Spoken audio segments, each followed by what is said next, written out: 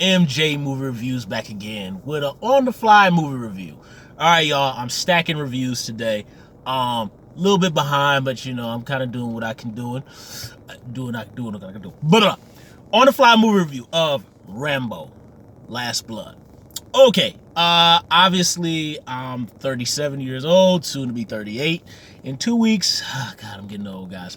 But I grew up with the Rambo movies during the 80s. I remember I used to, I think that the first Rambo film that I remember seeing was First Blood Part 2.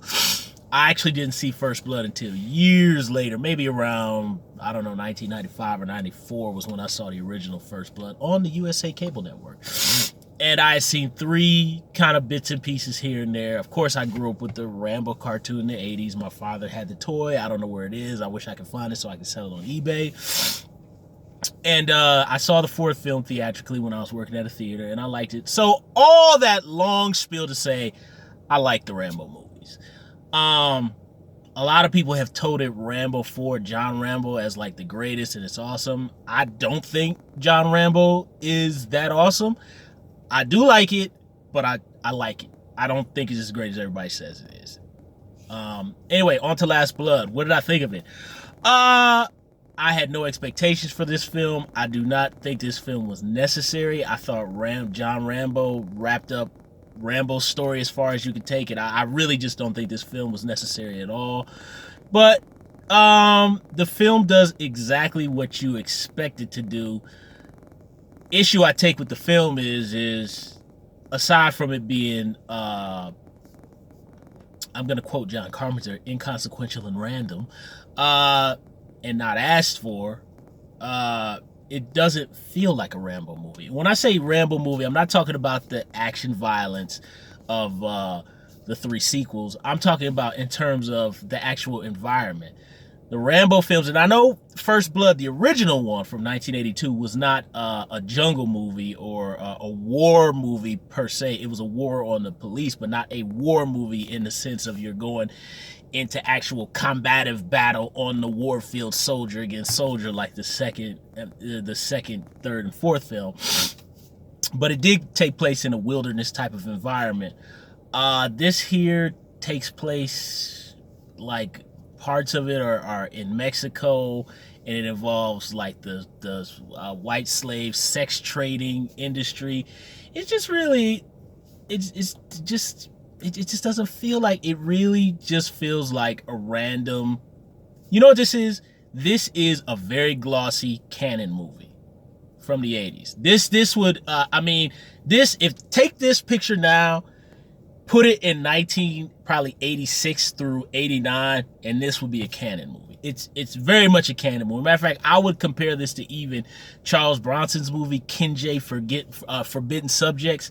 It kind of mingles in that. And I know if anybody's ever seen that film, it's a very icky film, and Rambo Last Blood is very icky because it dabbles in that world, that Kinjay Forbidden Subject 8mm type of world, sex, kind of violence and all that kind of stuff. And another problem I had with the film, aside from it just being kind of random and unnecessary, and the environmental change from kind of a wilderness jungle type of environment and the type of people that Rambo's going against, it's just the fact that first of all, it's a short film. It's like 80 something minutes, but to get to the quote unquote action, or at least some type of real movement in the story, because even though First Blood, the original, is not really a quote unquote action film like the sequels were, it still was a story that had movement in it. It was physical movement. The story was moving forward. It was always like a race against the clock to get this soldier who's a ticking time bomb. There was always some sort of conflict going on in that story. Here, it's a drag. It's just a flat out drag where Rambo is with this he's got this adoptive family, and his adoptive niece daughter, she wants to go see her daddy, and we all Rambo and her I believe it's her grandmother. I can't remember, guys. I'm sorry already. That's how much I've forgotten already.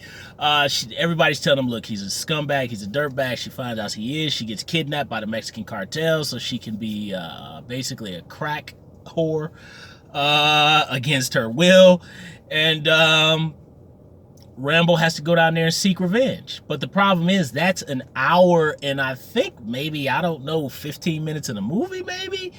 And you get basically an Mission Impossible 2 style setup where you're waiting a long time to get to the final battle. Final battle's awesome, but is it really worth the wait? I would say it's worth the wait if you go in with zero expectations like I did. I wasn't myself as the viewer and Rambo fan of the character Rambo. Was I disappointed? Not at all, because I had no expectations for this film. And, I'm a savvy movie viewer. I've been watching these movies long enough. And I kind of know that at this point, and I hate to say this, but after Stallone did Expendables 3, which I felt was and I understand, he's a businessman, his films have to be financed, he doesn't always make those decisions about the ratings and this and that, but I kind of felt like that was just a betrayal to us fans, and a betrayal to the older action audiences who expected a lot more from that third Expendables film that I really, outside of the character of Rocky, which we always know Stallone is going to absolutely always deliver on the character of Rocky. He will never disappoint that character. He did once, and that was with Rocky 5, but I even still like Rocky 5, but the general consensus is that was the only time he disappointed with that character. I kind of don't have too much faith with Sly anymore, outside of the Rocky character after the Expendables 3 thing. I do have faith in him in terms of he will deliver the action, violence, and hardcore, but is the entire package going to deliver from the era that he came from? I don't have faith that it will, and this film to me did not. In terms of just the fact that it exists. I mean, John Rambo's arc was done with the fourth film, and to force out this film that was unnecessary, unwanted. We don't want to know his story back home. The original First Blood starts with him coming back to the States. He's lost because his buddy dies. So this is a lost man that we don't really know about.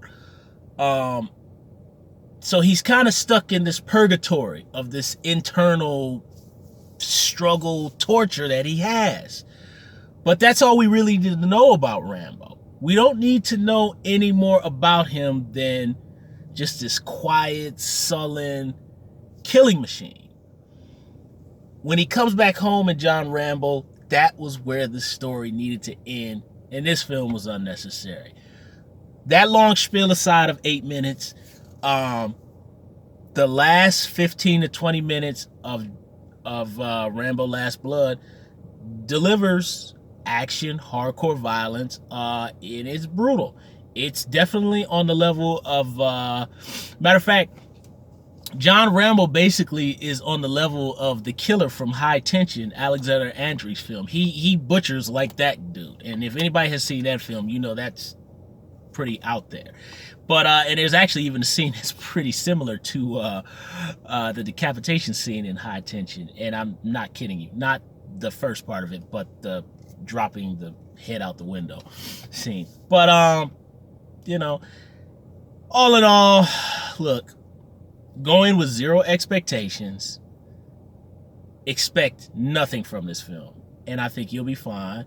Or what you could do is watch another movie and then just walk in for the last 20 minutes, which is completely awesome. It's fantastic. So all in all, I don't think this is a bad movie. I just think it's unnecessary, and I think there's no more to tell about this character of Rambo, and it does exactly what you want it to do. And basically, this is a bigger budget canon film. You know, the bad guys are straight out of Avenging Force. They're exactly like the bad guys from Avenging Force. And Ken J forgetting subject. Any canon movie from the 80s, these bad guys in Last Blood are exactly like them. Just pervert, nasty people who kill. That's it.